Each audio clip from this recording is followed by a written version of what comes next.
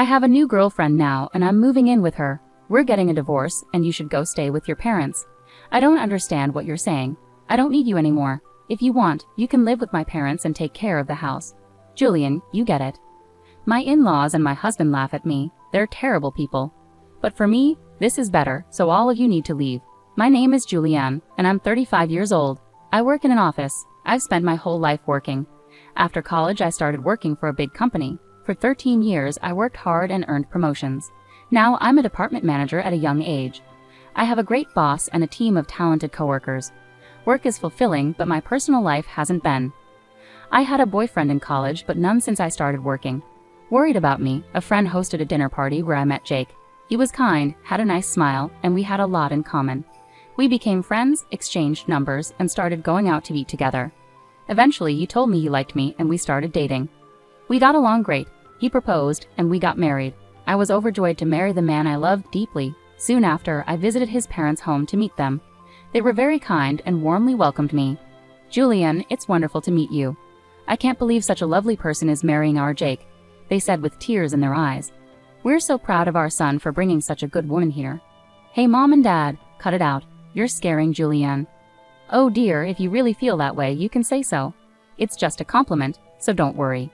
His parents were very friendly and easy to talk to, much like him. Julianne works for a big company, right? Yes, she does. It's impressive to see a woman who works hard. Will you stop working after you're married? No, I plan to keep working. Well, having a stable job at a good company is a good thing. I felt relieved. Some of my friends had mothers-in-law who urged them to quit their jobs, saying it was a wife's duty to support her husband, so I was grateful.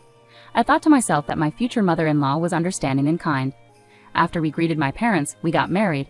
I was filled with excitement about our new life together. My husband moved into my house, and we started our life as newlyweds. I was thrilled to spend all my time with him at home and to have him there when I returned from work. 8 months later, my husband brought up something he wanted to talk about. I'd like us to live with my parents if you're okay with it. What do you mean, live with them? Yes, they're getting older and I'm worried about them. I understand. My parents are around the same age, but my brother and his wife are living with them now, so they're taken care of. But since you're an only child, it makes sense that you're concerned about your parents. Are we moving in with them? Yes, that's the idea. But I'm not sure if there's a spare room available. They use every room for one reason or another. Actually, if you're okay with it, I think it would be a good idea to renovate my parents' house and turn it into a duplex. A duplex? Yeah, that could be a lot more affordable than buying a new house. We get to live in a nice, spacious home and still have our own privacy, right? I think so too. It sounds like a great idea. My in-laws are nice people and living in separate units would make things less stressful. Great, I'm glad you're on board. My parents will be thrilled. I was happy to see my husband so pleased. Later, when my in-laws visited, they were very grateful too. They were such a kind and cheerful family that I didn't mind the idea of living close to them. Soon after our discussion about renovating their house, my husband surprised me with a remark. Actually, I need to ask you a favor. Could you pay for the remodeling? You mean, cover the entire cost? Yes. Why? My husband seemed uneasy. The truth is, we're in debt. I was shocked. Neither my husband nor his parents had ever mentioned this before, not when we were dating or even after we got married. How much debt are we talking about? About $250,000. What? I thought it might be a few tens of thousands, but that's a lot more than I expected, I exclaimed. It must have started small and just kept growing. Even if I wanted to help pay it off, it sounds impossible. My parents are already living on a pension, and the debt keeps piling up. I see. I couldn't hide my surprise and dismay at this sudden revelation. Julian, I need your help. Will you assist me in paying off my father and father-in-law's debt? They're struggling financially, and my own income isn't substantial either.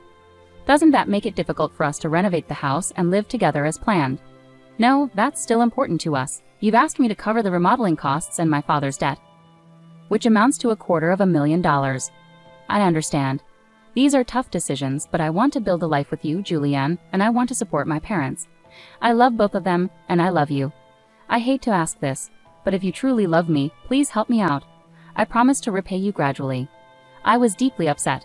My husband and his parents had no one else to turn to but me. I knew my husband loved me sincerely, but I felt blindsided by this revelation. Love can sometimes make us overlook such challenges, I thought to myself. All right, I'll take care of it, I reluctantly agreed. After my husband expressed his gratitude and shook my hand, he shared the news with my in-laws, who later came to our house to apologize. My mother-in-law was so moved that she even shed tears of joy. I have to give this my all, I resolved. Taking on my in-laws' debt was now my responsibility, and I was determined to handle it. Though I had some savings, I was apprehensive about paying it all at once. Therefore, I decided to use $60,000 from my savings and pay the rest in installments. During our discussion on repayment, I laid out my installment plan, and my in-laws agreed that it was acceptable. Why don't you transfer the money directly into the debt repayment account? We're not very good at managing finances, and I'm a bit hesitant about handling a large sum, my husband suggested. My in-laws nodded in agreement. Transferring funds first to their account and then to the repayment account would be cumbersome. Since it was a substantial amount, I didn't want there to be any confusion, so I agreed to transfer the money directly. Once everything was settled, my in-laws appeared visibly relieved. Now we don't have to worry about the monthly debt payments. It's been really stressful. Dad, Mom, you should really thank Julian properly. Well, I can't count how many times I've thanked you. I can't thank you enough. Thank you so much. I'm so grateful that Julian is my son's wife. No, please, it's okay, I insisted. I'm just happy to see you both happy. However, deep down, I felt a bit uneasy, concerned they might view me solely as a financial resource. Despite this, I was committed to caring for my beloved husband's family. With their happiness in mind, I began making the payments, and we renovated our house into a two-family home. We started living together in a beautiful and spacious house. My in-laws were thrilled, and my husband's eyes sparkled with joy in our new home. I enjoyed cooking in the new kitchen and appreciated the renovations. It made things more convenient and closer to my work, cutting down my commute and giving me more time for personal pursuits, like studying. I worked tirelessly every day to pay off the debt. However, something troubled me deeply. My husband didn't contribute anything towards paying off his parents' debt. Despite his initial promise to help, he never used any of his own earnings for this purpose. When I asked him about it, he claimed his salary wasn't sufficient. I requested to see his pay stubs, but he refused, leaving me in the dark about his income. For about a year, I diligently worked to reduce the debt. One day, my in-laws inquired about the remaining balance. It's been a year, you must have made a dent in the debt, right?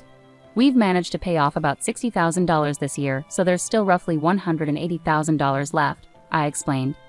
My in-laws were astonished. What? You've already paid off that much, Julian? That's incredible. At this rate, you'll clear the debt in about 5 years.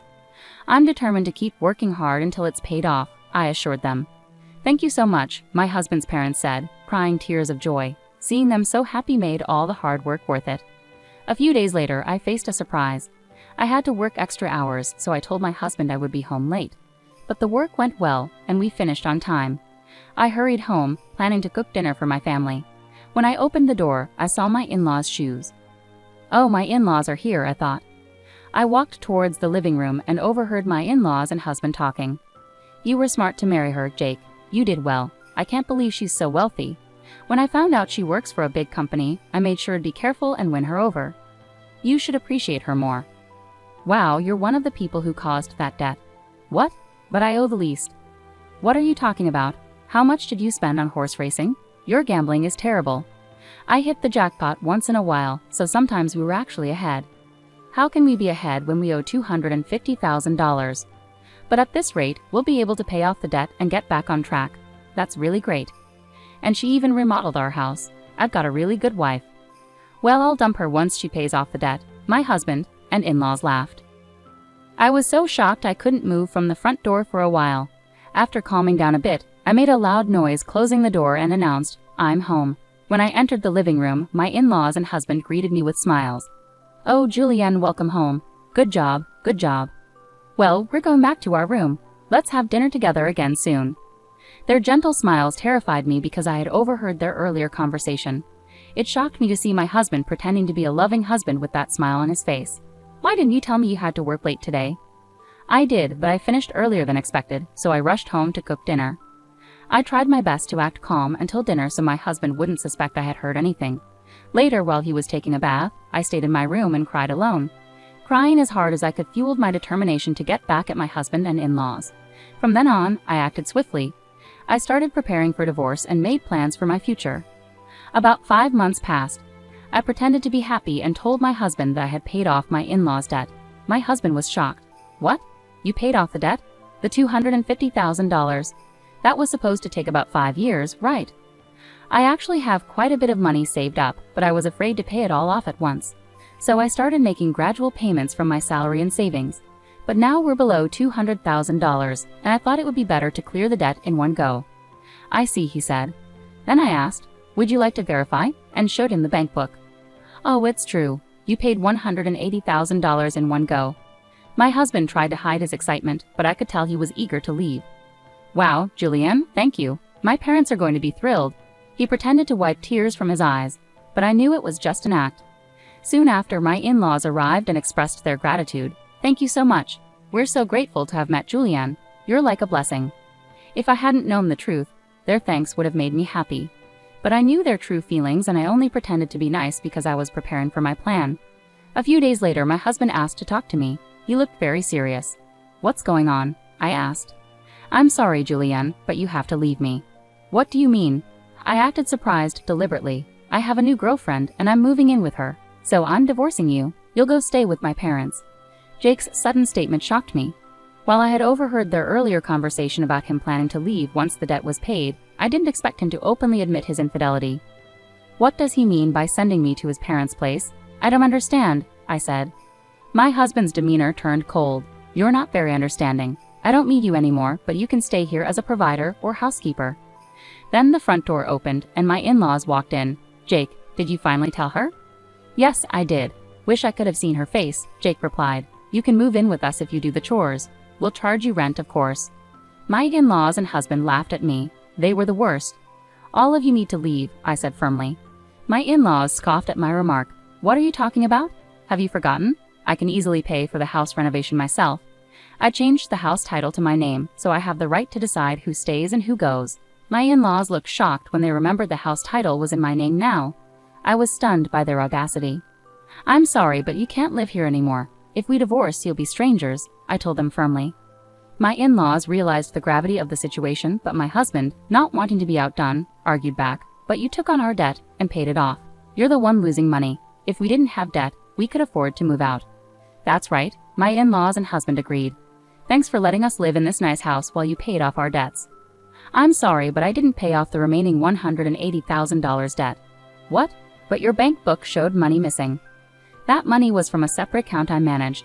The debt remains at $180,000. I delayed the collection process by making continuous large payments, but it's time for the remaining amount to be paid, and you are responsible for it. My husband and in-laws were stunned. Then I confronted them further. Jake, you admitted to cheating, so you'll need to pay. I'll also seek compensation from your partner for the affair. Oh no, she only stayed with me because she thought I had money and a house. If I have to pay alimony, she'll leave me. I'm not concerned about that. Actually, I'm sorry. Please don't leave us, my husband pleaded. My husband feared losing his lover, while my in-laws feared losing me. Their selfishness was evident. I want nothing more to do with any of you. I'm putting this house up for sale. Furthermore, I'll be seeking reimbursement of the $120,000 debt I paid on your behalf through my lawyer. My in-laws stood frozen, realizing the severity of their situation. I then pursued divorce and alimony from my husband through legal channels. I also sought alimony from his lover and reimbursement of $120,000 from my in-laws for what I had paid. Actually, the renovated house sold for about $400,000 in a prime location, and it was bought by a family looking for a duplex. After paying off the $120,000 debt and spending $200,000 on renovations, I ended up making a profit of $80,000 from the sale. In addition to that, I received alimony from my ex-husband and his affair partner, significantly improving my financial situation. On top of all that, I also received a $120,000 payment from my ex-parents-in-law. Ultimately, I benefited the most from this whole ordeal. I believe this outcome is fair given the significant damage and distrust I experienced. Initially, I had savings from learning how to invest, with the aim of paying off my in-laws' debts quickly. With a solid financial base, I invested tens of thousands of dollars, and my assets grew substantially within a year. Alongside this, I received a raise at work, boosting my income. These financial preparations allowed me to take decisive actions. Unfortunately, my former in-laws ended up in debt again and lost their house, but they brought it upon themselves through their deception. Those who deceive others must face the consequences. This experience has taught me the importance of caution and better judgment in trusting people. Going forward, I plan to continue saving and growing my assets to secure a comfortable future. My goal is to create happy memories with genuinely trustworthy people. For instance, I began by enhancing my financial knowledge through courses and books on investing and personal finance. This foundation enabled me to make well-informed decisions about where to invest my money. As time passed, I diversified my investments across various asset classes such as stocks, bonds, and real estate.